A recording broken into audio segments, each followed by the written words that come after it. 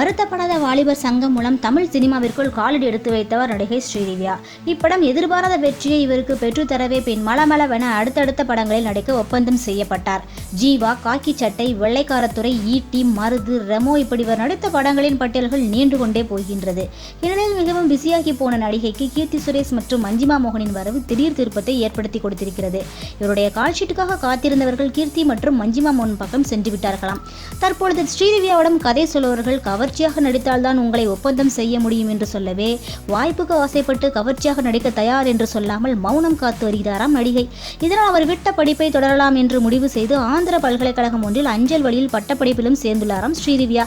10ஆம் வகுப்பு படித்துக் கொண்டிருக்கும் பொழுதே ஸ்ரீதிவ்யா நடிப்பில் பிஸியானதால் +2 வரை மட்டுமே அவரால் படிக்க முடிந்ததாம்.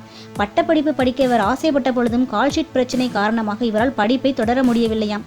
தற்பொழுது குறைந்த படங்களே கையில் இருப்பதால் தான் ஆசைப்பட்ட படிப்பை தொடரலாம் என்று முடிவும் செய்திருக்கிறாராம் நடிகை. நல்ல வாய்ப்புகள் வரும் வரை படிப்பில் மட்டுமே கவனம் செய்யவும் முடிவு செய்துள்ளாராம். தன் கைவசம் உள்ள சங்கிலி விங்கிலி கதவத்தர, மாவீரன் கிட்டு ஆகிய 2 படங்களும் தற்பொழுது அவர் நடித்து வருகிறார் என்பது குறிப்பிடத்தக்கது. மேலும் இதேபோல் சுவாரஸ்யமான செய்திகளை உடனுக்குடன் தெரிந்து கொள்ள தமிழ் சினி சிப் சேனலை சப்ஸ்கிரைப் செய்யுங்கள். நன்றி.